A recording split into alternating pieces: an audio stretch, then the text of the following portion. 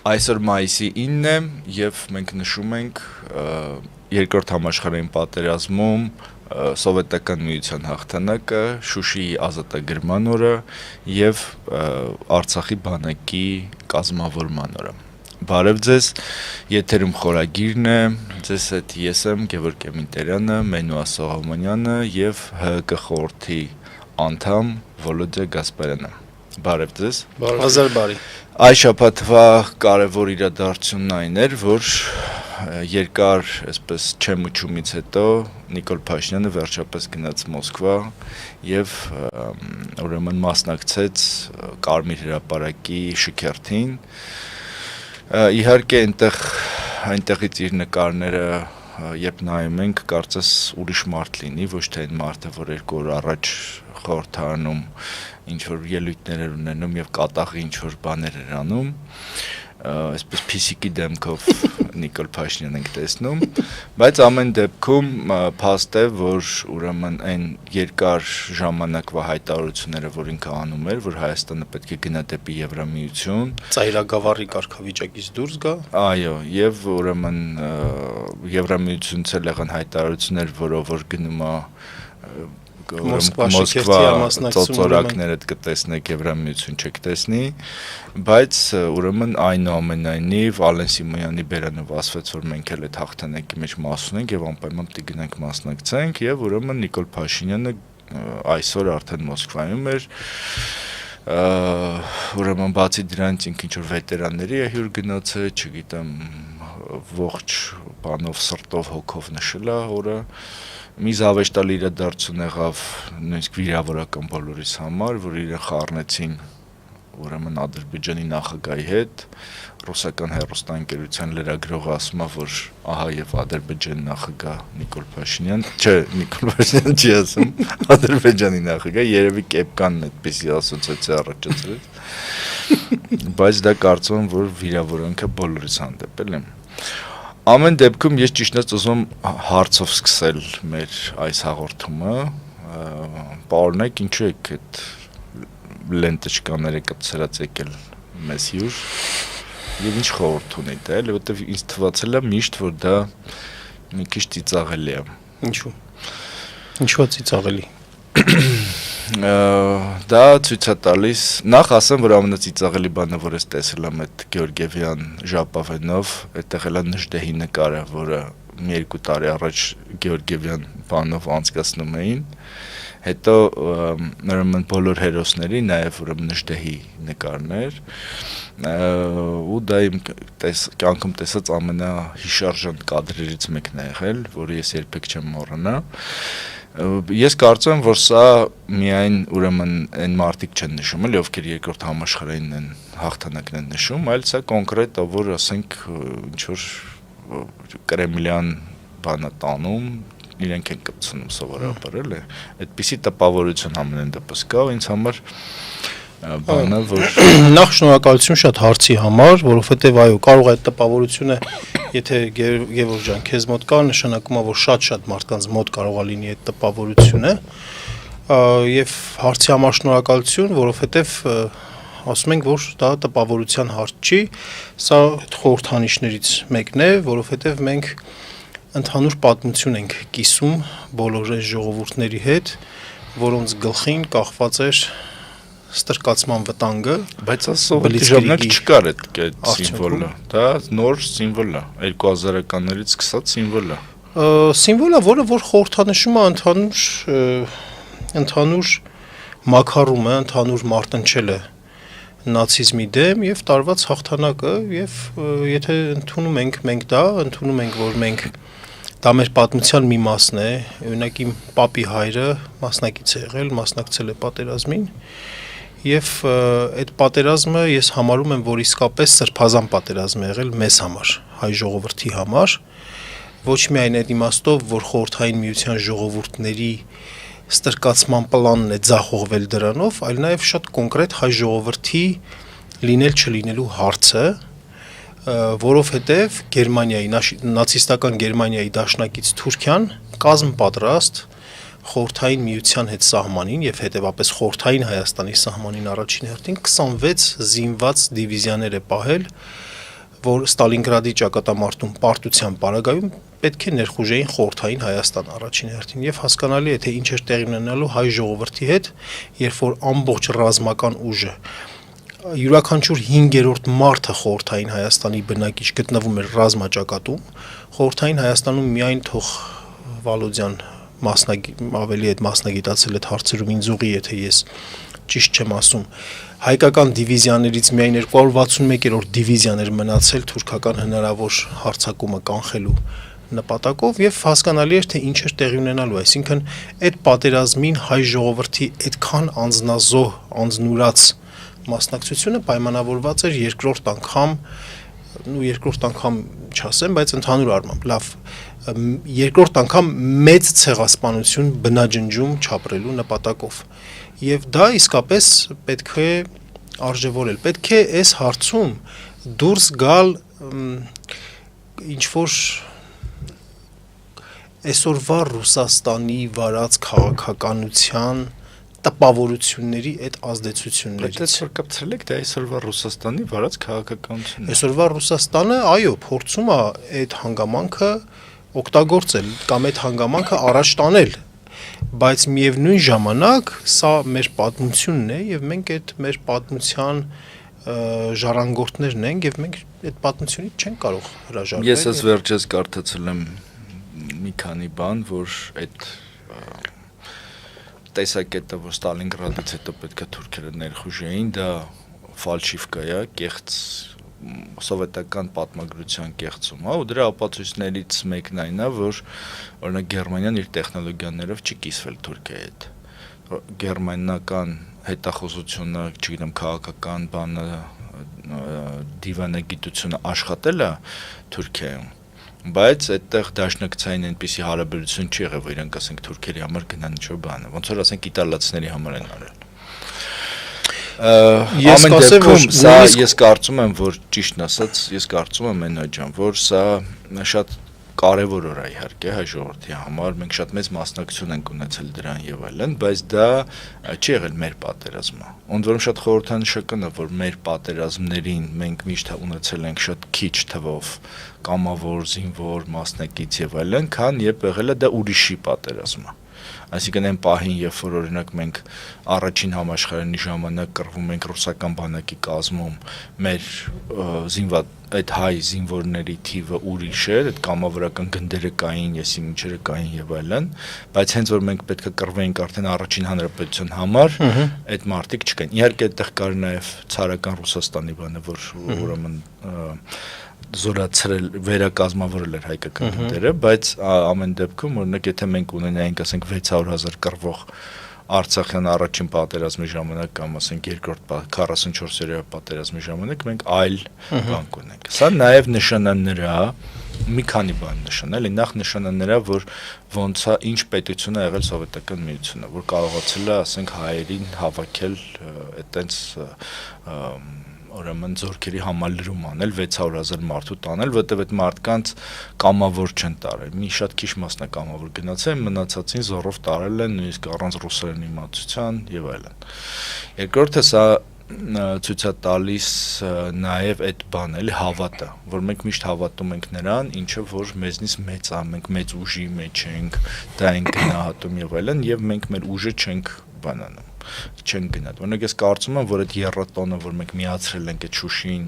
Արցախի բանակի կազմավորումը եւ այլն, դա ինչ որ իմաստով դավաճանություն է նույնիսկ եղել մեր ժողովրդի հանդեպ, որտեղ Արցախյան պատերազմի հաղթանակը Շուշիով չի որոշվել։ Մենք կարող ենք ունենալ Շուշի օրը առանձին նշեինք, երկրորդ համաշխարհային առանձին նշեինք, Արցախյան առաջին պատերազմի հաղթանակն էլ նշեինք Բիշկեկյան արձանագրությունների ստորագրման օրը, բայց ինչա թե Բիշկեկյան արձանագրությունները ստորագրվել են քաղաքական ոչ բարեհույս տարի կողմից կամ չգիտեմ անձնապես վատ հարաբերություններ են եղել, եսի ինչ են եղել եւ այլն, այդ պատճառով ուրեմն այդ ոչ թե դա է նշվում, այլ նշվում է ռուսական մշակույթի բանը։ Ես կարծում եմ, որ ես չգիտեմ դուք ինչ հիշում եք դա թե չէ, երբ որ մենք մոտավորապես տարեկիցներ ենք, էլի։ Ես շատ լավ եմ հիշում։ Այդ օրը հենց մայիսի 9-ն է, ես շատ լավ եմ հիշում։ Ես երբ որ մենք այդ օրը երբ որ այդ լուրը ես առա, որ Շուշին ազատագրվել է, երբ որ նոր տարի էր գալիս, մենք նոր տարին նշում էինք այդպես ռուսական առաջին ալիքներով, չգիտեմ ինչ բանով եւ ռուսական երգերով։ Երբ որ Հայաստանը նոր էր անկախացել, մարդիկ նույնիսկ ասենք այդպես ժողովրդական երգեր, ոչ այսպես դասական երգեր եւ այլն հաճույքով էին լսում, որովհետեւ համարում են, որ դա մեր անկախության ցուցիչներից մեկն է։ Հիմա այդ անկախության ցուցիչներից մեկը մենք բերե խառնել ենք մեծ մի հատ բանի, կացայի մեջ, համաշխարհային, չգիտեմ ինչ բան, մենք էլ այդտեղ մասնակցություն ենք ու մեր ունեցած փոքր գեղեցկությունը, փոքր հաղթանակը, փոքր ինչ եւ այլ, որը մերն է, մեր ինքնուրույն բան, դա խառնել եւ կորցրել ենք հասկանալ։ Ես ասեմ հետո բան մի հատ։ Այո։ Շատ լավ, հիմա շատ հեշտ է 21-րդ դարի 20-ական թվականների դիրքերից խոսել 110 տարի առաջ թե ինչու 100,000-ավոր հայեր կարողացել են, ասենք, հա, մոբիլիզացվել ցարական բանակների շրջանակներում, բայց չեն եկել Հայաստանի առաջին հանրապետության բանակ չեն բանարել, որովհետև մենք այդ կարողությունները շատ բնական էր, շատ նորմալ էր, որ այդ ամեն ինչը չունենք, սրա մասին մենք կարող ենք շատ երկար խոսել, Գևորգ ջան, բայց մենք ուզած թե չուզած այդ համակարգի մի հատ մասն ենք եղել։ Post factum շատ հեշտ է, շատ մոդայիկ է, նույնիսկ դիստանցավորվել այդ ամեն ինչից։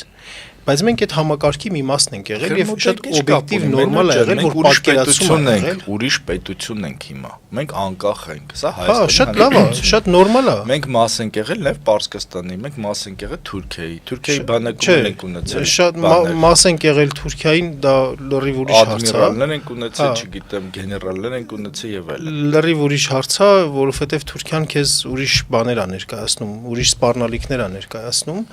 իսկ այն, որ դու քո պատմության անգամ պատմական ընդհանրությամբ կարող ես հարցեր լուծել այսօր աշխարհում։ Այ մենք պետքա դրա վրա շեշտադրենք, այդ պատմական ընդհանրությունները, մշակութային ընդհանրությունները փորձել կապիտալիզացնել քաղաքական ձևով։ Ես սրա կողմնակիցն եմ, քան ինչ որ ասենք հակադրվելու։ Շուշին իր տեղն ունի, Շուշիի հաղթանակը նույն օրն է եղել, ես շատ լավ եմ հիշում։ 9 տարեկան էի ես այդ ժամանակ եւ այդ օրը ինձ մոտ շատ ուժեղ տպավորվել էր, ես այդ տպավորությունների տակ նույնիսկ այն ժամանակ երեխա էի, ստեղծագործում էի մի հատ այդպես Շուշիի ազատագրման հետ կապված ստեղծագործություն, ես շատ լավ եմ հիշում։ Այդ նույն օրն է եղել։ Չէ, չեմ հիշում ստեղծագործությունը, հետո կորել է այդ ամեն ինչը։ Բայց ուզում եմ ասեմ, այդտեղ խնդիր չկա, մենք չենք խառնում։ Մենք չենք խառնում։ Դա մեր ընդհանուր պատմությունն է եւ չենք խառնում, այնա չեն։ Արցախյան պատերազմի հաղթանակը Շուշին, հա։ Շուշին։ Ոչ, չէ, մի վարքյան։ Հաղթանակը ինչով ենք հաշվում։ Արի մի հատ այսպես բան ենք, երբ որ չկա հաղթանակի օր չի եղել։ Հարձակվող զորքը լինում է պակաս պաշտպանվող զորքից եւ կարողանում են գրավել։ Շուշին այդ առումով փայլուն ռազմական գործողություններ եւ հայոց ինքը շատ սիմվոլիկ կարևոր նշանակություն ուներ, շատ կարևոր նշանակություն ուներ եւ հայ ժողովրդի շատ էմոցիոնալ կապ կար Շուշիի հետ, դրա համար հա շատ ավելի արժևորվեց այդ օրը քան պատերազմի ավարտի օրը։ Քան պատերազմի ավարտի օրը, գուցե որտեղ պատերազմի ավարտը գուցե այն կապիտուլյացիան չէ, որ պետք է կապիտուլյացիա լիներ, որտեղ չէ, չգիտենք, ոչ թե ավարտն է նշում, այլ միած ճակատում։ Թող այս առումով բան լինենք, էլի, այսպես ասած, առանձնահատուկ լինենք, որովհետև չէ, դա հաճելի չի ռուսներին, դա ռուսներին մեն, արի ճիշտ է խոսենք։ Դա նու տվյալ ասենք տարածաշրջանային կոնյունկտուրայի պայմաններում, եթե կարողացել են դա օգտագործեն, դա հարցի մյուս կողմն է։ Ոնց որ ասենք, ես իմ ծննդյան օրը չնշեմ, իմանամ, որ քո ծնունդը ես իմ ինչա կամ քո համար կարևոր է, ես իմ ինչա, ուզենամ քեզ հաճելի մի բան անեմ, ասեմ իմ ծնունդը ես ինչ օրն է։ Այդ դրան նման միշտ զուգահեռ է գնացել։ Ես շատ չեմ ուզում բանեմ, որովհետև պատերազմի հաղթանակի չէ, մենք չենք ունեցել։ Այո։ Եթե թույլ տաք ես լսում ենք ձեզ։ Ես ուզում եմ շնորհավորել մեզ հայ ժողովրդին իմ երաթոնի կապակցությամբ հայրենական մեծ հաղթանակի 80-ամյակի կապակցությամբ Շուշի ազատագրման կապակցությամբ եւ Արցախի բանակի հիմնադրման օրվա կապակցությամբ ցավոք գործող իշխանությունների կողմից տարվող քաղաքականության հետևանքով կապիտուլյանտների ձեռքով մենք կորցրեցինք եւ Արցախը եւ Արցախի բանակը։ Այսօր մենք մենակ տոնում ենք երկրորդ աշխարհամարտի եւ հայրենական պատերազմում տարած հաղթանակի 80-ամյակը։ Շնորհավորում եմ բոլորիս։ Եթե Գևորգ ջան դու նկատեցիր, Գևորգ ջան ժապավենի հետ մեկտեղ անմորուկ կար կպցրած, ինչի համար անմորուկ, պատական չի, մեր ընկերը Մենուան նշեց, Ստալինգրադի ճակատամարտի նախօրյակին թուրքական 26 դիվիզիա 750,000-անոց բանակը տեղակայվել էր սովետական Հայաստանի սահմանին, ես սպասում էր հարմար առիթի, որ Ստալինգրադում խորհրդային զորքերը պարտություն կրեն եւ ինքը մտներ սովետական Հայաստան եւ իրականացներ իրենց վաղեմի ծրագիրը, այն ինչ որ 1915 թվականին չկարողացան իրականացնել, վերջնականապես ջնջել ցեղասպանության երկրորդ ցեղասպանությունը ենթարկել հայ ժողովրդին։ Ի ուրախություն մեզ մենք կարողացանք խորհրդային ժողովրդների հետ միասին եւ Ստալինգրադում հաղթել եւ հայրենական պատերազմում հաղթել, ինչու՞ չէ նաեւ հայրենական պատերազմի հերոսների ժառանգները նաեւ մասնակցեցին Արցախյան առաջի պատերազմին եւ Արցախյան առաջի պատերազմում կարողացանք տանել հաղթանակներ։ Մենք նշում ենք Շուշի ազատագրման օրը, իսկ Արցախի օրը մենք նշում ենք սեպտեմբեր 2-ը Արցախի անկախության օր։ Մենք խորհրդային ժողովուրդների հետ մեկտեղ նաև հայ ժողովուրդը համախմբվեց հանուն հաղթանակի շուրջ իդեմ նացիստական Գերմանիայի եւ ֆաշիստական ուժերի հանուն խաղաղության, հանուն արդարության, հանուն մեր ազգային նաև արժանապատվության։ Հայաստանի խորհրդային Հայաստանից մասնակցել են 300,000 հայեր։ Ես ավելացնեմ, որ մեր այդ ժամանակվա կաթողիկոսի տեղապահ Գևորգ Ջորեկչյանը դիմեց կոչով համայն հայությանը համախմբվելու խորհրդային Հայաստանի շուրջ մեկ գաղափարի համար, հանուն հաղթանակի, կոչով դիմեցի նաև այդ ժամանակվա մտավորականությունը եւ 43 թվականի հունվարի 26-ին Խորեն Մուրաբեկյան տեղապահի Գևորգ Ջորեկչյանի նամակինի պատասխան Ստալինը թույլ տվեց, որ ստեղծեն Սասունցի Դավիթ տանկային շարասյունը, որը կարողացան հայ ժողովուրդը հանգանակությունների միջոցով ստեղծեցին 44 թվականի փետրվարի 29-ին առաջինը 21 տանկեր, այս 34, որը տվեցին բանակին եւ մայիսի վերջին 22S 34 տանկներ, որոնք տվեցին Մերձբարձյան առաջին ռազմաճակատին, որի հրամանատարն էր մեր բանցալի մարշալ Բաղրամյանը։ Մենք պատերազմում տվեցինք 5 մարշալներ, որոնք հետագայում նաև դարձան մարշալներ։ Իհարկե պատերազմի ընթացքում մենակ Ղամբերյանցը մարշալի կոչում ստացավ 44 թվականին։ Պատերազմի ընթացքում մինչև 45 թվականը 83 գեներալներ, իսկ պատերազմից հետո գեներալների թիվը հասավ 160-ի, 106 հայազգի հերոսներ, 8 սոցիալիստական աշխատանքի հերոսներ, որոնցից 3-ը կրկնակի անգամ ստացան հերոսի կոչում, դրանցից մեկը Սամվել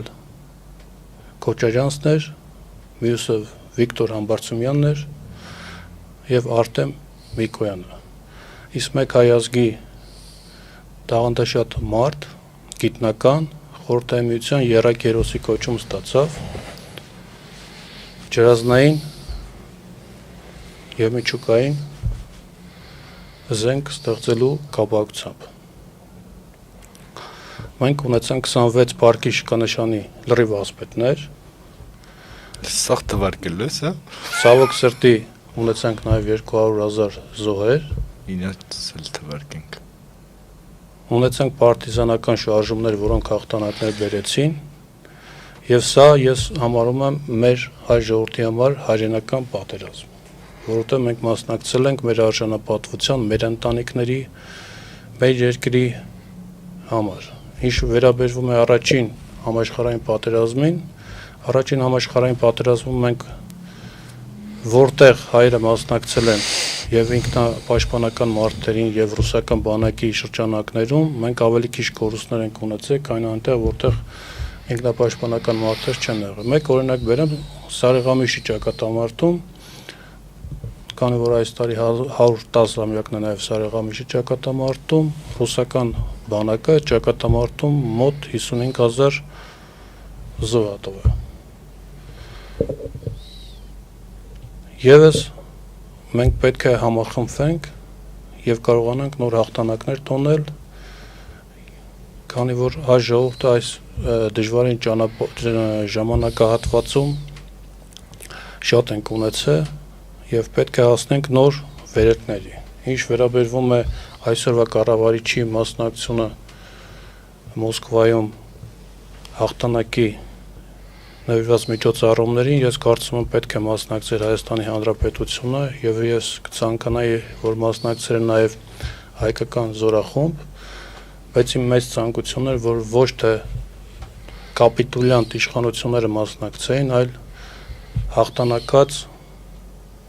ղեկավարություն մենք ունենայինք, որ մասնակցեր հաղթական պարադին։ Եվ այսօր էլ նույնպես Ռուսաստանը եւ նաեւ դաշնակից երկրները պատերազմ են իրականացնում նեոֆաշիստական ուժերի դեմ աշխարհում, քանի որ 45 թվականի պատերազմից հետո աշխարհի բաժանումը արդեն կորցրել է իր նպատակահարմարությունը եւ ուժերի վերաբաշխումը նեոֆաշիստները ուկրաինացիներն են, որոնք պաշտպանում են իրենց հայրենիքը։ Աշխարհը նոր վերաբաժանում է տեղի ունենում։ Նեոֆաշիստները ուկրաինացիներն են։ Այն մարդիկ են, որոնք պայքարում են Ռուսաստանին եւ հայերի դեմ։ Նաեւ ադրբեջանցիները, որոնք բացեցին հայրենական մեծ պատերազմի հերոսների շիրիմները եւ հուշարձանները, ավելի շուտ հուշարձանները իրենց հայրենի Արցախում։ Քանի որ Գևորգը մի հատ շատ նուրբ թեմա բան արեց, կարծես մերն էր, թե մերը չէր էս պատերազմը։ Ուրեմն համեմատության համար Խորհրդային Հայաստանի յուրաքանչյուր 5-րդ բնակիչը մասնակցել է պատերազմի։ Յուրաքանչյուր 5-րդ հայը զորակոչվել է ռազմաճակատ։ Խորհրդային Ադրբեջանի յուրաքանչյուր 19-րդ ադրբեջանցին է զորակոչվել բանակը։ Սա առնվազն այս վիճակագրությունը ցույց է տալիս, որ ադրբեջանցիները ինչպես առաջին համաշխարհային պատերազմի ժամանակ, այնպես էլ երկրորդ համաշխարհային պատերազմի ժամանակ ներքուստ սպասում էին այդ պարտությանը։ Ինչպես առաջին համաշխարհային պատերազմի ժամանակ ցնծում էին, երբ որ թուրքական զորքերը գալիս էին առաջ, այնպես էլ հիմա էին սպասում, այնպես էլ երկրորդ համաշխարհային պատերազմի ժամանակ։ Սա այսինքն իր էությամբ նաև այստեղ այն հայ-թուրքական հակամարտության խնդիրը, որ եղել է եւ ունեցել ենք, այսինքն նորից իրեն զգացնել է տվել։ Մենոջան Ղարաբաղը ով է տվել Ադրբեջանին։ Որ պետական կազմավորումն է։ Յոսիֆ Ստալինն է տվել։ Հետո այդ Յոսիֆ Ստալինի համար եւ սովետական կռվել մի պետության համար, որը քո ողնաշարը ջարդել է, հպարտանալ, որ մենք ամենաշատ զոհն ենք տվել դրա համար։ Գևորգ ջան, չէ, մենք չենք հպարտանում։ Մենք չենք հպարտանում, չէ, մենք չենք հպարտանում։ Մենք չենք հպարտանում։ Մենք չենք հպարտանում։ Դա մենք այդ լավ կռվել է, Յոսիֆ Ստալինի համար չենք զոհվել։ Չէ, կներես էլի, ես համաձայն չեմ։ Ինչ տվեց։ Յոսիֆ Ստալինի համար չենք։ Ինչ տվեցը, դա հարցի մյուս կողմն է։ Հարցի կարևոր կողմը այն է, որ այդ ժողովրդի մոտ իսկապես այդ գիտակցումը եղել է, որ այս պատերազմում պարտվելը խորհրդային միության պարտվելը իրենց համար շատ մեծ խնդրեմ էր առաջ բերելու։ Կարող է այդպես չէր։ Կարող է որ պարտվել այդ ներխուժումը չլիներ։ Այդ ներխուժման անգամ օրներ նշանակված 42 թվականի նոյեմբերի 24 անգամ օրներ նշանակված այդ ներխուժման, որը որ տեղի չի ունեցել, բայց այդ պատերազմի մասնակցությունը դրա համար չի եղել, Ստալինի անձի համար, պաշտամունքի համար չի եղել, Գևորգ ջան։ Նախիջևանը տրվել է Ադրբեջանին, դա փաստ է։ Գևորգ ջան, Այն որ ուրեմն կարող է, չգիտեմ, թուրքական զորքերի ներխուժում լիներ, կարող է դրոն հասներ, կարող է, չգիտեմ, իշներ եւ այլն, դա ենթադրություն է։ Գևորգ ջան, ես համաձայն եմ, բայց դրա դիմաց ուրեմն նվիրվել ամբողջությամբ, դառնալ թիրախ ու հետո դրա դիմաց ոչինչ չստանալ, դա չգիտեմ ինչա։ Չէ, ինչի Քաղաքական ոչինչ տհասությունը։ Չէ, Այո։ Ոչինչ ինչ նշանակում ոչինչ չստանալ։ Ինչ նշանակում ոչինչ չստանալ։ Այդ հաղթանակի կողմ մենք չենք։ Այդ հաղթանակի կողմը ոնց չենք։ Եթե չենք կարողանում կապիտալիզացնել դա հարցի մի ուրիշ կողմն է։ Չենք կարող։ Եթե չենք, ահա, դա ոնց որ եւ առաջին համաշխարհային ժամանակ։ Դա հարցի մեկ այլ կողմն է, որ չենք կարողանում կապիտալիզացնել։ Որպես անտանտի դաշնակից, հետո անտանտը մեզ բանտեղ չէր դնում որպես դաշնակից, հետո նորից պատժվեցինք որպես անտանտի դաշնակից։ Չեմ գիտում։ Չենք կարողանում կապիտալիզացնել, Գևորգյան, որովհետեւ հաղթանակի արդյունքում մենք ունեցանք Սովետական Հայաստանում ապրող Հայաստանի հայ քաղաքացիներ, որոնք բնաճնչվեցին թուրքական իշխանությունների կողմից եւ Հայաստանը Սովետական Հայաստանում ապրող քաղաքացիները կարողացան իրենց կյանքը կառուցել եւ ստեղծել Սովետական Հայաստան։ Եթե չեք հիշում, կարող եմ ասել 10-20 թվականին խորհրդայնացումից հետո Հայաստանի Հանրապետությունը Սովետական Հայաստանը քանի քառակուսի կիլոմետր տարածք ուներ, ինչքան բնակչություն ուներ, տնտեսական ինչ համակարգ ուներ, մշակութային եւ գիտական ինչ կառուցվածք ուներ, որ թվականներին խորհրդայնացման ժամանակ 20-ական թվականներին 40-ական խորհրդայնացման ժամանակը այն պահն է, որ զորքը Կարմիր բանակը մտավ Հայաստանը գրավեց։ Այդ է, բայց որտեղ այդ խորհրդային բանակը պայմանագիր ուներ թուրքական բանակի հետ, որ երկկողմանի հարձակում պետք է լինի։ Այդ միջև հարձակումը Հայաստանի տարածքը 60 քանի հազար կիլոմետր էր, որին մենք տիրապետում ենք։ Հիմա մենք այդ հարցին ինչ գնահատական ենք տալի բարոյական տեսանկյունից ենք գնահատական տալիս։ Ես կարծում եմ, որ դա շատ կարևոր հարց է։ Գերոջանքներս, պարոն Գևորգ 22 թվականի հոկտեմբերի 6-ին Ղարաբաղը, մեր Արցախը ով հանձնեց Ադրբեջանին։ Ուրեմն հայտարարությամբ դա հանձնեց Նիկոլ Փաշինյանը, բայց փաստացի գետնի վրա ռուս խաղաղապահները իրենց ֆունկցիան չկատարեցին։ Ինչի համար որ իրենք մտել էին այն։ Ահա, մենք հարց ունենք, այո, ես համաձայն եմ, մենք հարց ունենք։ Չէ, բայց վոլոտը հարց ունի, ընկեր վոլոտը հարց ունի։ Մենք հարց ունենք, չէ, իրականում մենք հարց ունենք Մոսկվային։ Բայց Գևորգ ջան, որ ասում եք Նախիջևանը սենսը նեցը, ես համաձայն եմ։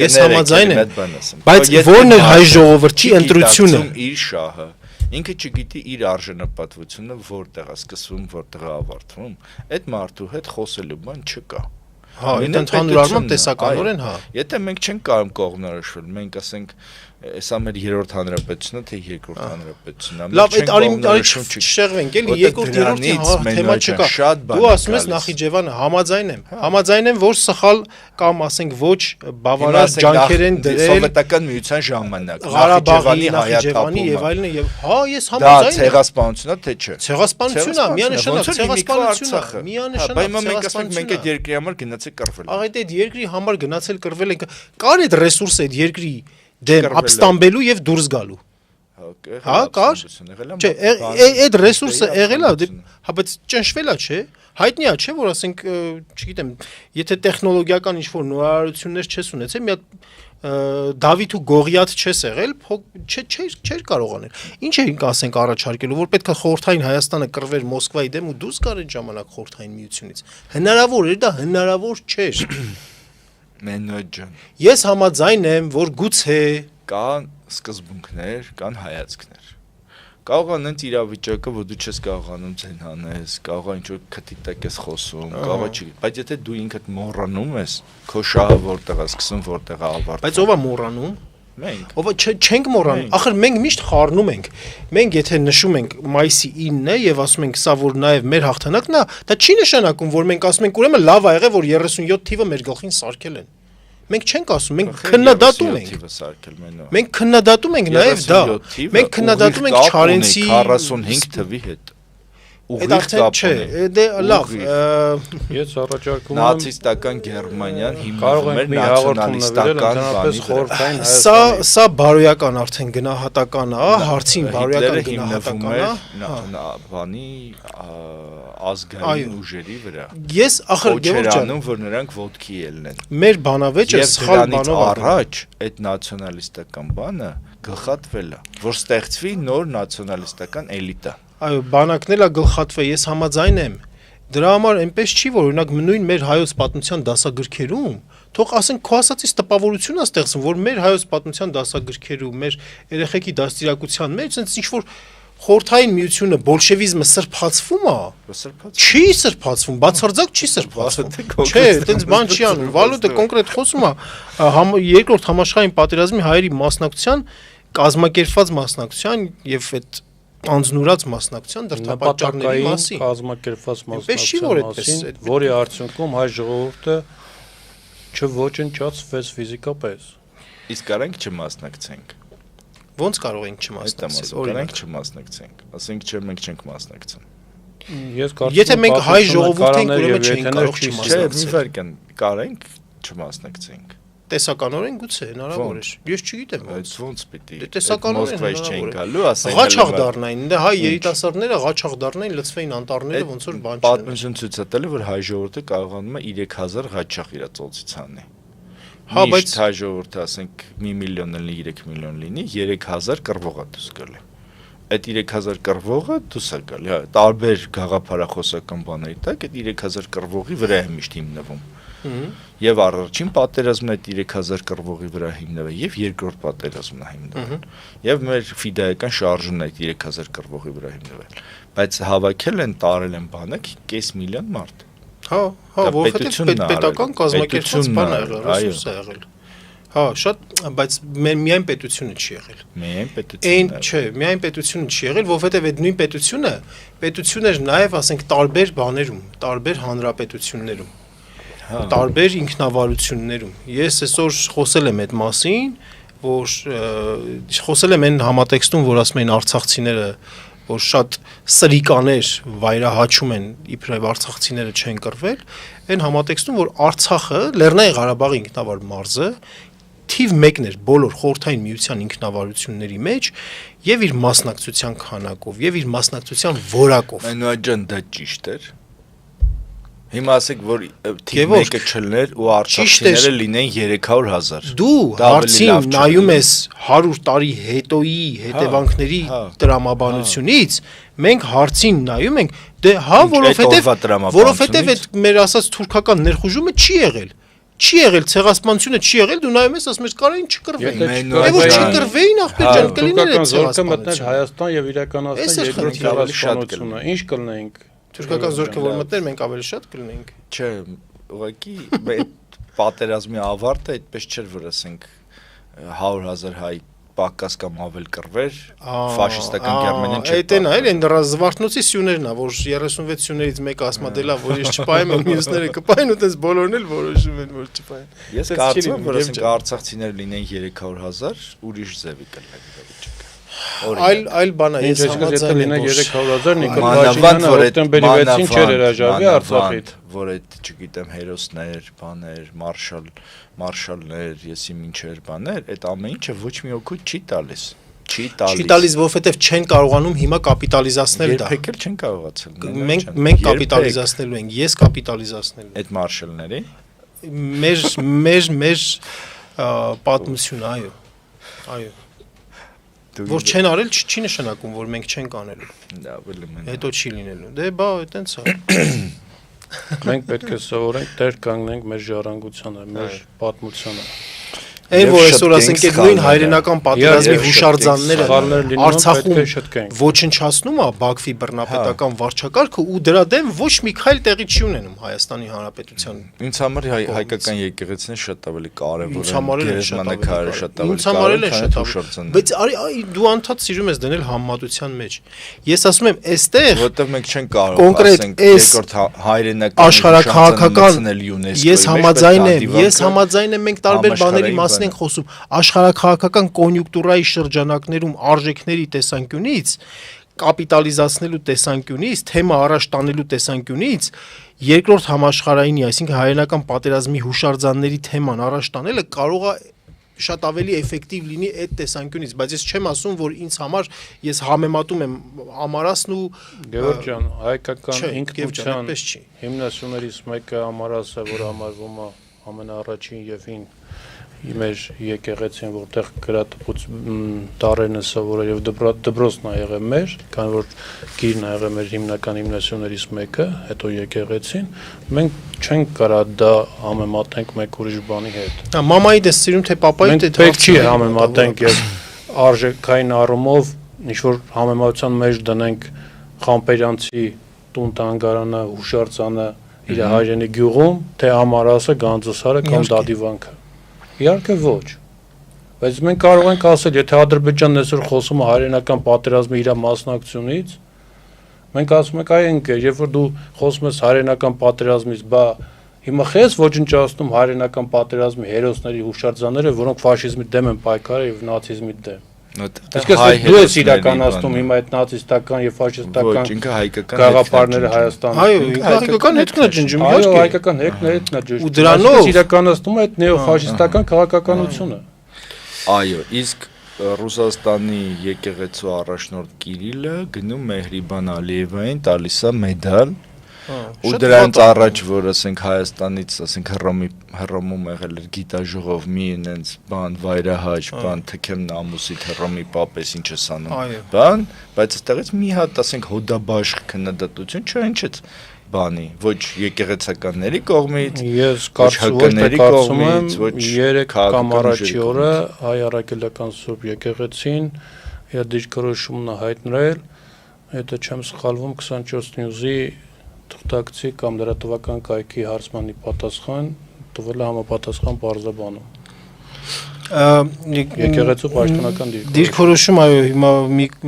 մի կողմ թողնենք, այո, իրեն պատիվ չի բերում, այսպես ասենք։ Ինչպես ասենք բանը, իրեն պատիվ չի բերում։ Այստեղ կա ազդեցություն։ Այստեղ կա բան։ Բայց եկեք նաև չմոռանանք այն, ես չեմ ասում սա արդարացնեմ։ Ֆենոմեն։ Ես օրինակ չեմ ուզում արդարացնել բացարձակ Կիրիլին չեմ ուզում արդարացնել, թեև օրինակ անկեղծ ասած նրա երկու ստեղծագործություն, այսինքն տարբեր ստեղծագործությունների ոնց որ ժողովածու հանդիսացող Հովվի խոսքը եւ դու Կիրիլի գործերն ես կարդաց, է։ Հա, ինչ կլինի։ Հա, բայց ինչի՞ ես ծիծաղում։ Չէ, դե ասենք ելույթներ են, բաներ են, ես դա նախ շատ հետաքրքիր է եւ ինքը քրիստոնեական ոնց որ աշխարհում հեղինակություն ունեցող եւ իր խոսքը շատ այդպես արժեք ունեցող հոգեվորական է, ինքը կրոնական է։ Ես բայց հիմա ասում եմ, որ այո, դա իրան պատիվ չի բերում։ Առնվազն մեղմ ասած, շատ մեղմ ասած, իրան պատիվ չի բերում եւ չեմ էլ ուզում արդարացնեմ, բայց պատճառներից մեկն էլ այն է, որ Պյոտրի ժամանակվանից ռուսական եկեղեցին իր ինքնավարությունից էապես զրկվեց եւ կարելի է ասել պետության ոնց որ կցորդը դարձավ։ Պատճառը նաև կարող եմ այդտեղ բանել փնտրել եւ ասել եւ բացարձակ էլի այս թեմաներով որ մենք խոսում ենք ու հաճախ է այս տաղավարում այդ խոսակցությունը եղել տպավորություններ է ստեղծվում որ ես ռուսամետն եմ Գևորգն էլ հակառուսականն է այդպիսի բան գոյություն չունի հակայի սկզբունքներով մենք հակայի սկզբունքներով մենք եկեղեցական հարցերը քննարկվի երբեք չենք բան չէ Մեհրիբանին բան տալը այստեղ շատ լուրջ քաղաքական է բայց ես այստեղ գիտես ինչն եմ տեսնում ես այստեղ հարցի են կողմն եմ տեսնում որ ադրբեջանցիները ներողություն արտահայտության համար վիզ են դնում դրան հասնելու համար կարողանում են եւ անում են այս է քաղաքականություն է ուզած թե չուզած քաղաքականություն է մենք չենք անում որովհետեւ ինչպես Վալոդյան ասաց երկրի գլխին ոչ թե ազգային շահերով առաջնորդվողներ են կանած այլ կապիտուլյանտներ են կանած բաներ վավերագրեր ցեղասպանությունից մնացած դրա մի մասը հրատարակել եմ մի մասը շուտով կհրատարակեմ այդտեղ ասես մի կարմիր գծով գնացող բան կա էլի միտ կա որ հայերին թվում է որ ասենք ռուսական զորքը գալիս է քրիստոնյաներ են եղել են իրենք միշտ ռուսների կողմն են եղել թուրքերը իրանց ճնշել ջարդել են ասել են դուք ռուսների կողմից եք եւ այլն բան ու հիմա ռուսները գալիս են պետքա լավ լինի իրանց համար ու զարմանում են ու մի տեղ չէ էլի սա մի դրվագ չի զարմանում են որ ասենք քուրդ բեկերը ասենք խալիներ են նվիրում ռուս հրամանատարներին ռուսական զորքին եսին պատիվ են տալի ինչ են տալի բան ու մեկը տեսնում է որ ասենք այս ռուսական զորքը սկսում է ասենք բանը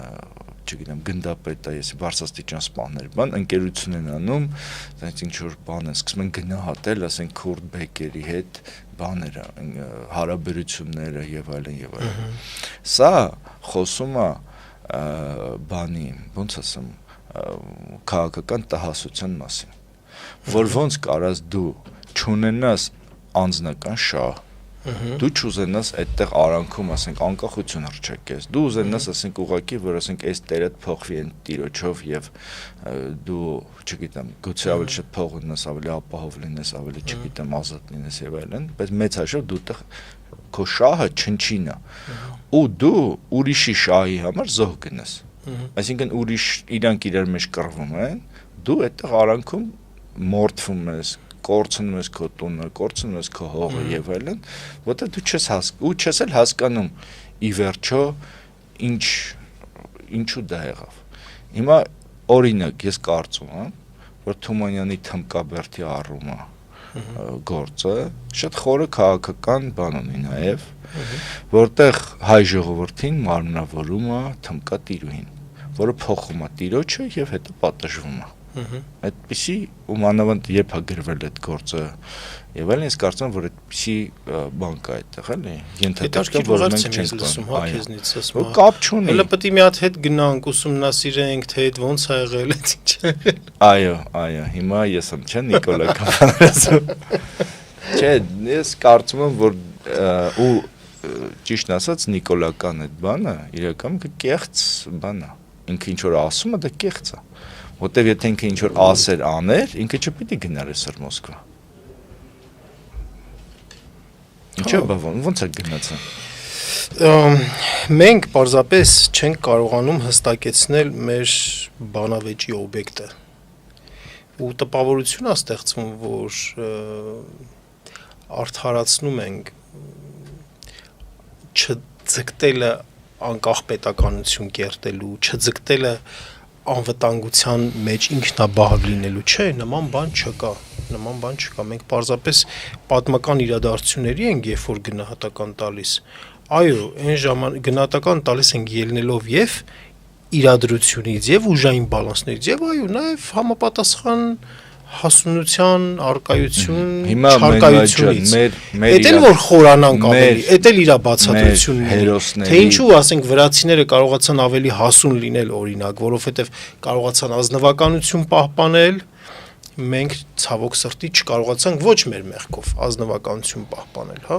Մենք չունեցանք այդ հողի նկատմամբ պատկանելիության զգացում։ Բայց դա միայն այդպես բան չէ, դրվագ չի։ Մենոջ են, դու դա ասում ես դրվագ, իրենց մեջ դա մտածողություն է, ասենք այն մարդիկ ովքեր,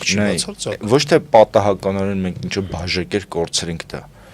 այլ դա վրացիների մեջ մտածողություն է։ Եթե իրենք իմանում են, որ ինչ-որ մեկի մեջ կա ազնվական արյուն,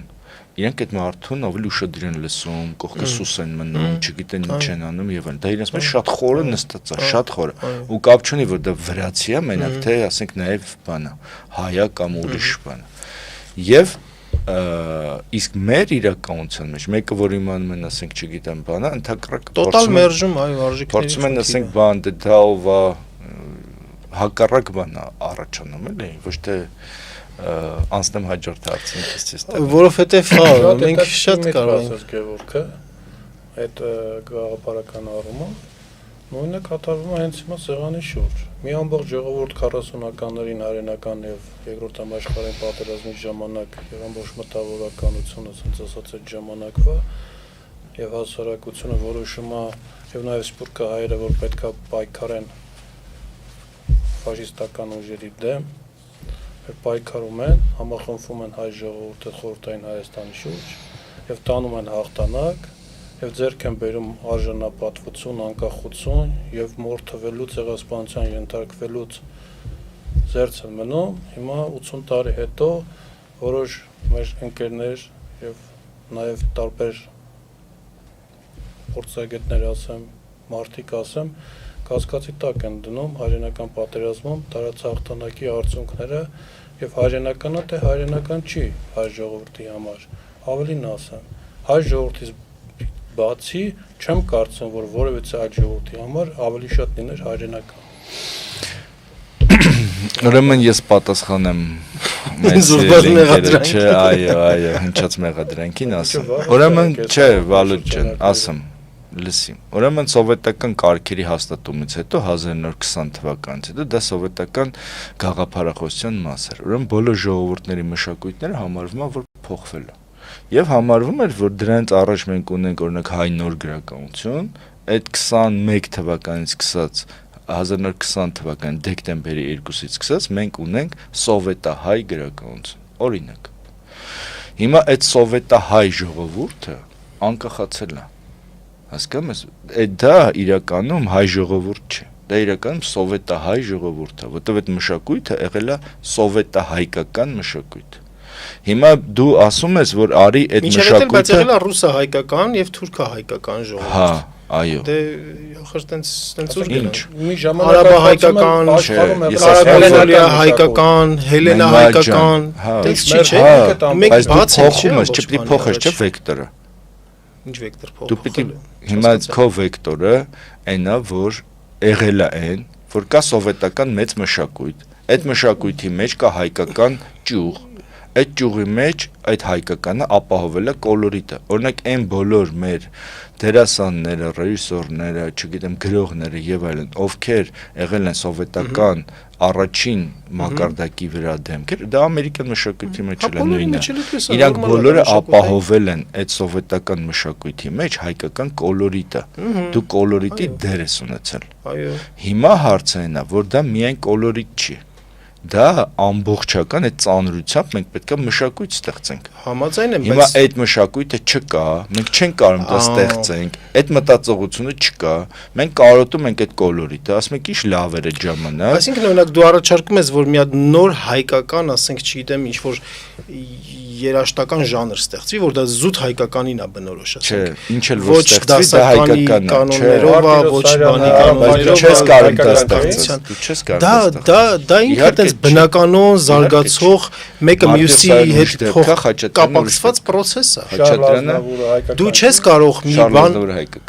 Հարցնում եմ։ Չկա հայկականություն մեջը։ Կա հայկականություն, ինքը հայ է։ Հա, շատ լավ։ Ինքը ասում է ես հայկական արմատները ֆրանսիացի եմ։ Շատ նորմալ է, դե ուզում եմ ասեմ, ինքը նույնիսկ բայց ինքը հայկական մշակույթ է։ Հայկական մշակույթը, օրինակ, Մովսես Խորենացու արածը, Մովսես Խորենացու արածը, հələ մի հատ իրար դարի մեջ նայեն, Գևորգ ջան։ Ինչերն է տեքստը գրել, ֆրանսերեն։ Պարոն Էմինտերյան։ Այդ երաժշտության մեջ հայկական բան կա։ Պարոն Էմինտերյան։ Ինչով է ինքը հայ։ Որ հերոսները հայ են։ Մովսես Խորենացու, Մովսես Խորենացու Իլհամ Ալիևն էլ է հայ։ Էլա մի վարքյան, ժողովուրդ։ Մովսես Խորենացու արածը։ Արի լմյատ իջնենք վերադառնանք 5-րդ դար, վերադառնանք 5-րդ դար, Աննա Հակոբյանն ասում էր 5-րդ դարում ենք մնացել։ Հայկական մտածողություն չի։ Ուշադրություն է Աննա Հակոբյանն ասում էր 5-րդ դարում ենք մնացել։ Վերադառնանք 5-րդ դար, Մովսես Խորենացու արածը հայկական էր, Իստորիան ընդհանրապես, Իստորիան պատմագրությունը այդ ձևով հայկական էր, հայկական չէր։ Ոչ։ Մովսես Խորենացին ինչով է սկսում։ Մեր իշխանների ամենիմաստասեր բարքի մասին է սկսում բանել։ Բայց ինքը որովհետև մեր իրականությունը եվրոպական մեր ավանդույթի մեջ չկար պատմությունը այդպես գրելու այդ բանը չկար, այդ ավանդույթը չկար եւ Մովսես Խորենացին վերցնում է, բերում է հունականից դա մտցնում է մեր մեջ ու դրա համար էլ շատ ուժեղ ձևով ընդդիմություն է ստեղծվում նրա մեջ։ Ուզում եմ ասեմ, դա նորմալ է։ Ինքը չի ասում, որ Հունաստանն է մեր հայրենիքը։ Ինքը չի ասում, որ լավ, այդ բան է գնացել։ Ինքը դա ասել, որ Հունաստանն է մեր հայրենիքը, մենք պիտի գնանք Աթենքի համար, մենք Աթենքի պաշտպանության համար, ես կասեի, եկեք Խորենացուն թափենք մի կողմ։ Չէ, դից ով է այտենց բան ասում։ Մենք ուրիշ բանի մասին ենք խոսում։ Դու ասում ես սովետահայ մշակույթ եւ մենք մեր նորը չենք ստեղծում։ Ես ասում եմ մեր մշակույթը ինքը մենք պետք է այդ մշակույթը դիտարկենք փոխազդեցությունների բանում, համատեքստում ու շատ նորմալ է։ Եվ այդտեղ մի հատ ուրիշ ողջունենք եւ ժառանգներ։ Մեր կարևոր այսպիսի վերսիա էլ ունենք, չէ՞, մեր կարևոր մշակույթի կարևոր տարրերից մեկը խաչքարագործություն, այդպիսի շատ բավական լուրջ վերսիա էլ կա, որ իսլամի ազդեցություն կա դրա վրա։ Իսլամի ազդեցություն կա, երբ որ իսլամի ազդեցությամբ, երբ որ պատկերը իսլամը խիստ ձևով չի ընդունում, պատկեր նկարել հայ եկեղեցում մինչև իսլամի ժամանակաշրջանը, հա, բյուզանդական բանի ոնց որ ազդեցությամբ որմնանկարներ, այնտեղ պատկերներ եւ այլն։ Այնուհետև գալիս է մի շրջան, իսլամի ազդեցության շրջան, որ դա սկսում է քչանալ, բայց այդ ստեղծագործական էներգետիկան պետքա գնա մի հատ ուրիշ տեղի վրա եւ եկեղեցին միշտ էլ այդ պատկերը մերժել է։ Այո, միշտ չի մերժել, դրա համար Քրիստոսի արցան չկա։ Այո, արցան ուրիշ բան է, բայց ասենք որմնանկարներ մենք չունենք։ Մենք որմնանկարներ չունենք, նկարների մասին է խոսքը։ Ես հետո եմ ասում իսլամի ազդեցության ներքո պատկերը չեմ կարող բայց ես կարծում եմ, որ այս հզոր բանը որ կա, որ եկեք մայիսին նշենք մեր հաղթանակը եւ այլն բան եւ Ալոդը խոսքի մեջ ասեց անկախություն ձեռք բերեցին, մենք մայիսին անկախություն ձեռք չենք բերել 48-ի մայիսին անկախություն ձեռք չենք բերել, բան չունեմ ասելու, բայց եւ ես կարծում եմ, որ մենք մեր ազգը, մեր պետությունը եւ այլն անկախության հերոսներ ունի, շատ լուրջ հերոսներ ունի,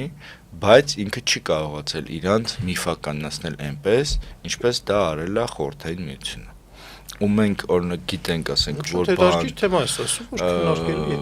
օրինակ ասենք ազգային հերոսների ցանկ ունենք։ Ազգային հերոսների մեջ ազատության համար կռված մարդիկ ովքեր են։ Այս պաշտոնապես Պաշտոնապես Հայաստանի Հանրապետության ազգային հերոսների մեջ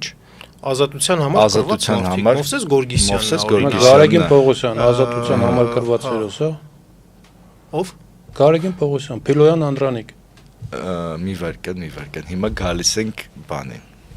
Ավելին ասա։ Կար մի հատ ժամանակ, որ այսինքն միջև Նիկոլ Փաշինյանը, երբ որ մեր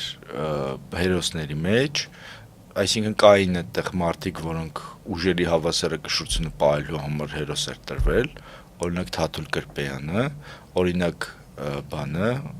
օրինակ Ազգալձյանը չունի ազգային հերոսի բան, չէ՞, կոչում չունի ինքը։ Այդտեղ հարց չկա, որտեվ կա իր հանդեպ բան։ Չեմ կարող ասել, նախանց քաղաքական, ոնց է ինքը բանակի մասին խոսել այն ժամանակ, երբ որ բանը օրինակ Ազգալձյանը ինձ թվում է ՀՀԿ-ին ամենամոտ մարդկանցից է եղել, բայց ՀՀԿ-ն Ազգալձյանին չի պաշտպանում։ Չգիտեմ ինչ ասում։ Չգիտես։ Մենք չունենք այդ կարճ ասած, չի կարա, ասենք Ազգալձյանը չունենա, իսկ Ռիշկովը ունենա ազգային հերոս։ Սկամ ես ինչ եմ ասում։ Հիմա ասենք Անդրանիկ Փիլոյանը ուրիշ բան է։ Դու տալիս ես իրան, հետո տանում դատում ես, ասում ես բանը, քո ազգային է, դա ուրիշ բան է։ Քո ազգային հերոսը Խալաձիրնիկի գործը 44 տարվա պատերազմի ընթացքում որոշ մարդիկ ստացան ազգային հերոսի կոչում։ Ես շատ բարձ հարց եմ տալիս։ Մի օր եւ մեկ անգամ չեմ լսել կամ չեմ տեսել ինչ որ մի փաստաթղթում գրած ինչի համար են ստացել։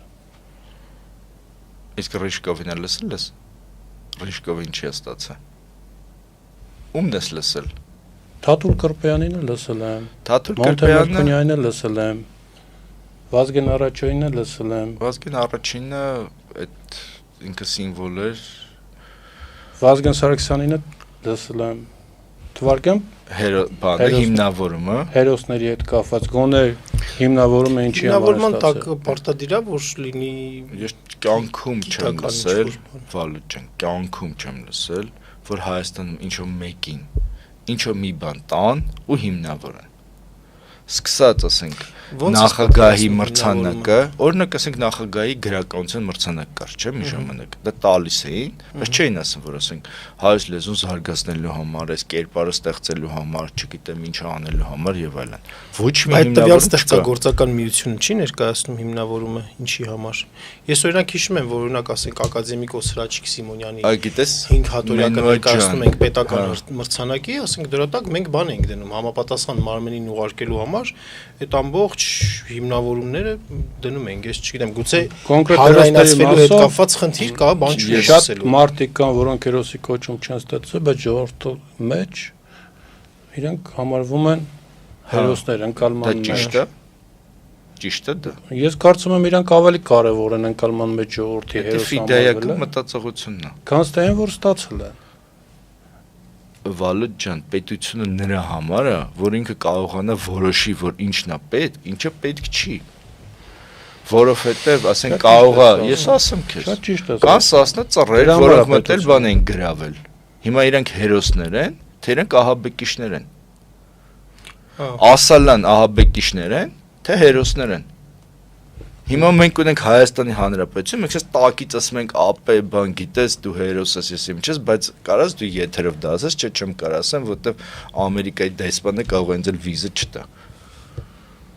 Այդ չի։ Ես վիզայի խնդիր չունեմ։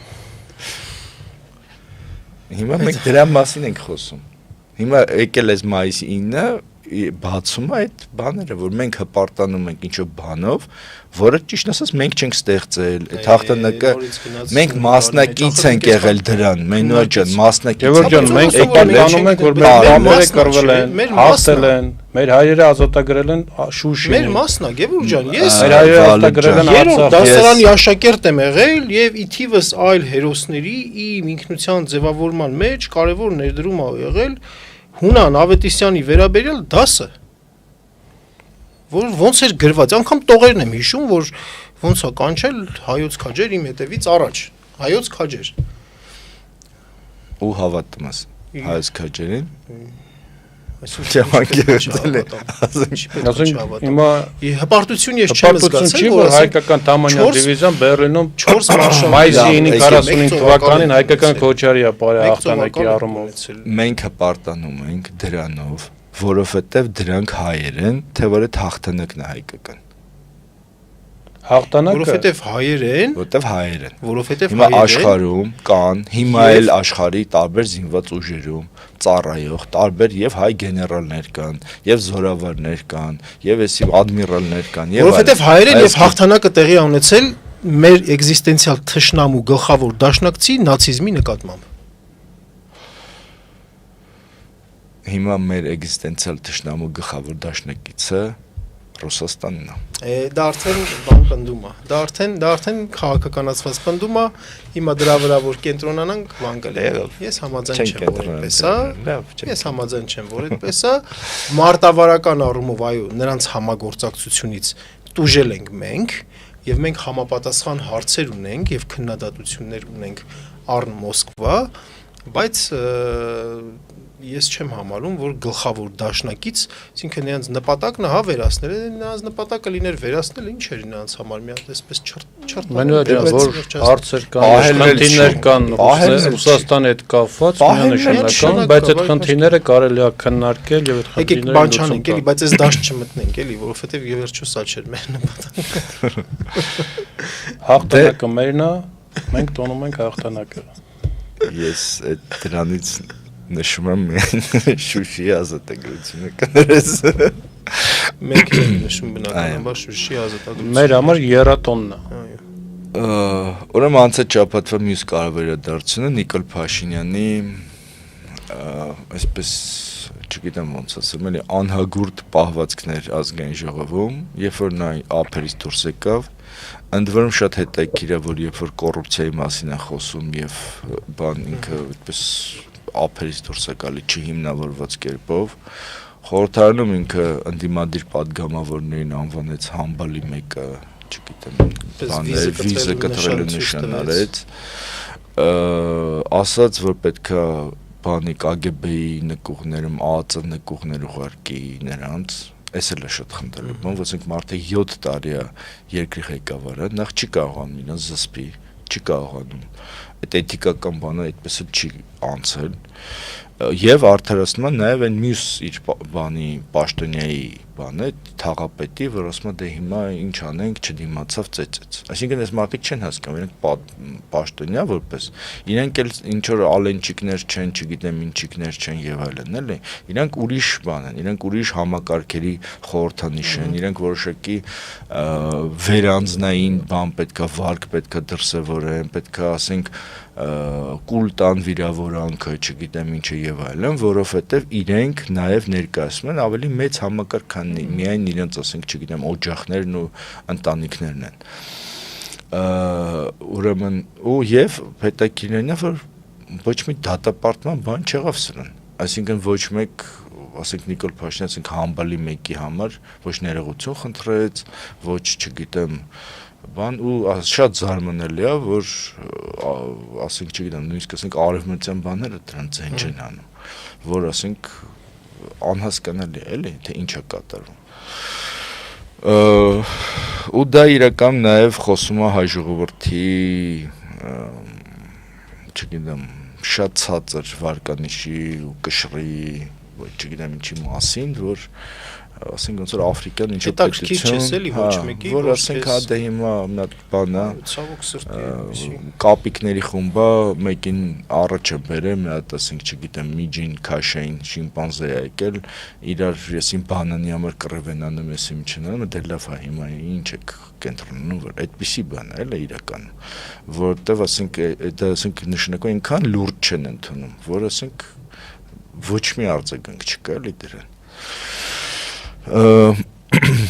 Ընդ որում են Մոսկվա գնալու բանի մեջ էլ իրականում Նիկոլ Փաշինյանը չկար։ Այսինքն իրենք գիտեին, որ ինքը անպայման գնալու է։ Այդ էլ այդ որ այն բանի պատասխանն է, որ արևմուտքն է իրան բերել եւ այլն, էլի, որտեվ այնտեղ թիրախային բաներ կային, այդ թիրախայինների մեջ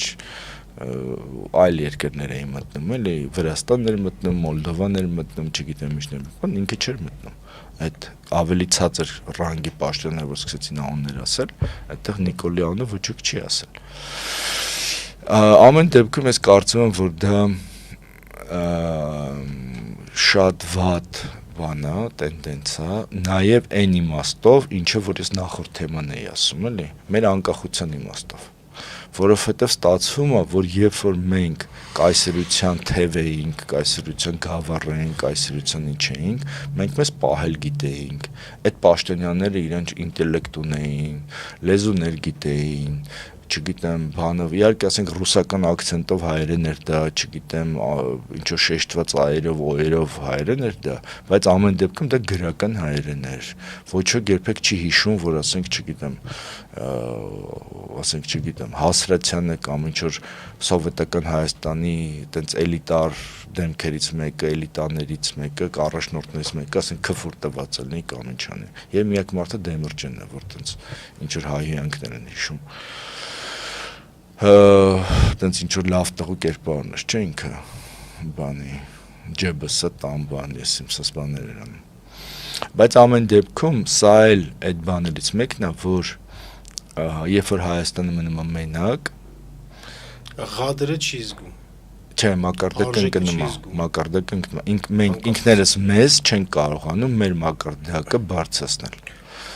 Դա իրական ողբերգություն է։ Միայն այդ դեպքում չի, այո, ազգային մշակույթի դեպքում էլ է։ Այդ եմ ասում։ Երբ որ ունենում ենք այդ ճնշումը բանը, կարծես գիտակցում ենք։ Թումանյանը կենթանի դեր հետաքրքիր բան կգրել այդ առիթով։ Քիթդ փակում են, թթվածնի արժեքը սկսում ես գիտակցել։ Հետո թողում են ոնց որ շնչում ես, ասում ես, սենց էլ պետքա լիներ, էլի, որ ասենք շնչում ես, այդ նույն տեսանկյունից, հա։ Իսկ թեմայի շրջանակներում, չգիտեմ, եթե հարցը քննարկում ենք, թե ինչի համար են այրեն այդպես ջղաձգված պահում, տարբեր ենթադրություններ կարելի անել, ենթադրություններից մեկը, որ ինչ-որ տեր է կորցրել, եւ ես կարծում եմ, որ եթե իրենից ոչ միտեղ գոհ չեն, այսպես ասենք, դժգոհ են, իսկ Անկարայում էլ իրենց հարցերով են զբաղված, Սիրիայի հարցերով են զբաղված, ներքին հարցերով են զբաղված, պես մնացել է քաղաքականապես անտեր վիճակում է ինչ-որ մնացել, դարձել է ռուսերեն ասած նյառուկապաժատնի, ուր գնում է ինքը այդպես չի ընդունվում փաստորեն։ Чужой среди своих այս վիճակով եւ համապատասխան բաներով, ազդակներով, համապատասխան սիգնալներով, որն էլ դարձել է նրա, ես սա լավագույն սցենարն եմ իհարկե ասում, բայց կարա նաեւ սրա տակ վատ ավելի սցենար լինի, Աստված մի արածցե, ինչ որ արհավիրքների վերաբերյալ ունենա ինֆորմացիա, որի պատճառով իր մոտ այդ բնական ջղաձգումները լինի, որովհետեւ այդ արհավիրքներին նորմալ դիմակայելու ռեսուրս չի թողել դրա համար գուցե, այսպես։ Ես զարմանում եմ մենայի լավատեսությամբ, ես երդվում եմ, էլի դու ունես լավատես մարդ ես, միշտ միշտ քո այդ լուսավոր Ես երկրորդ տարբերակն քո մեջի եմ լույսը։ Լսի, ինքը, ասենք սեպտեմբերի 26-ին ինչ էր խոսում։ 20 թվականի սեպտեմբերի 26-ին ինչ էր խոսում։ Ինչ էր խոսում։ Ասում էր, հեսա մեծ հարցազրույց եմ տալու Ադրբեջանը քանդվի։ Հիշում ես։ Այո, Ինքը չգիտեր ուժերի բալանսը, ինքը չգիտեր, որ իրեն չէր զեկուցվել, որ հեսա հարցակվում են, հեսա զոհեր են լինելու, հեսա չգիտեմ ինչ է լինելու։ Ինքը այդ ժամանակ էլ մեր համբալի։ Չէ, ես ասում Ես կարծում որ ինքը այն միջին վիճակագրական հայի մարմնացումը ինքը միշտ իր անձնական շահը վերադասում ամեն ինչից։ Եվ եթե ինքը ներվայնանում է, ապա իր անձնական շահը ինչ որ միտեղ ոտնահարված է։ Բայց այստեղ հարց կա Աննա Գրիգորյանը կամ Քրիստինե Վարդանյանը այդպիսի հարցեր, դրանց ավելի սուր հարցեր իրեն բազմիցս են տվել նախ Չէ հիմա ջղենան։ Բա առաջ տենց բանի մեջ չեր ընկնում, էլի տենց այդ վիճակների մեջ չեր ընկնում։ Դե այդքե համբալի մեկը չի ասե, ուրիշ բան ասե։ Այդ կարգի չէր բանանում, էլի, այդ կարգի ինքնատիրապետում չէր կորցնում, էլի ինքը, ես չգիտեմ, կարող է սխալվում եմ, բայց ես դատապարտում եմ ցանկացած տեսակի եւ ցանկացած մարդու կամ կազմակերպության կողմից բռնություն եւ կարծում եմ դա պետք է ստանա իր եւ քաղաքական եւ իրավական գնահատականը ինչ վերաբերվում է հայտնի դեպքերին կամ միջադեպերին ազգային ժողովում տեղ ունեցող դա ողբալի կարելի է համարել մեր հայ ժողովրդի համար թե ինչա կատարում մեր ազգային ժողովում ինչի համար են դες պահում խորին համոզում եմ կարծում եմ կրթության խնդիր կա այստեղ գրագետ, կրթված մարդը չեմ կարծում, որ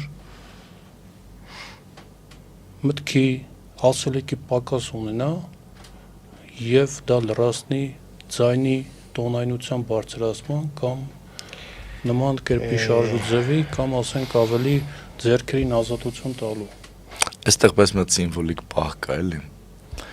Ուրեմն մի քանի տարի առաջ, երբ դեռ Նիկոլի իշխանության չէր, բայց ազգային ժողովում էր, Շմայսը Նիկոլին համբալ էր, չէ՞ ասում։ Մնացել է։ Հիմա ինքը դառել է իշխանության եւ այո, պես խոստացիր մեր ունկնդիրներին, որ երբ որ դառնաս իշխանություն չասեմ, բայց խնդիրը նաեւ եվրոպական երկրների արձագանքը լուր արձագանքը տեղ ունեցող դեպքերին կարծում եմ, որ դա ոչ ժողովրդավարությունն է, ոչ մամուլի ազատությունն է։ Ես քեզ ասեմ, մենք պետք է շնորհակալ լինենք, որ Կիրիլը մեդալ չի տվել։ Մնացածը իհարկե դա ամեն բան ունի իր, չգիտեմ, շահը, եսիմ ինչը եւ այլն, եւ դա իրականում վարկաբեկումը շատ ավելի մեծ բան էր։ Օրինակ այդ, չգիտեմ, ժողովրդավարություն, ես իմ սկզբունքները, արժեքներ եւ այլն, որ այդքան մարդ մենք էլ այդ թվում հավատում ենք կամ ինչ-որ բան ենք անում եւ այլն, այդ հումանիզմի գաղափարներ, չգիտեմ ինչեր եւ այլն, դրանք լրիվ վարկաբեկվում են։ Եկեք սրանով ամփոփենք էլի, շատ երկար ստացվեց մեր եթերը։ Բայց հուսամ անհետաքրքիր չէր։ Իսկ նույն շատ հետաքրքիր։ Իհարկե մեր ընկեր Վոլոդյան ավելի շատ բան ներս գցեց, քան ասեց մեր երեցի։ Եթերից հետո գացի։ Եթերից հետո գացի։ Շնորհակալություն։ Այո։ Շնորհակալություն։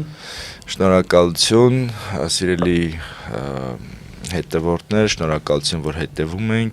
հետևում եք մեզ, կհանդիպենք մի շաբաթ։ Ստեսություն։ Հաջողություն։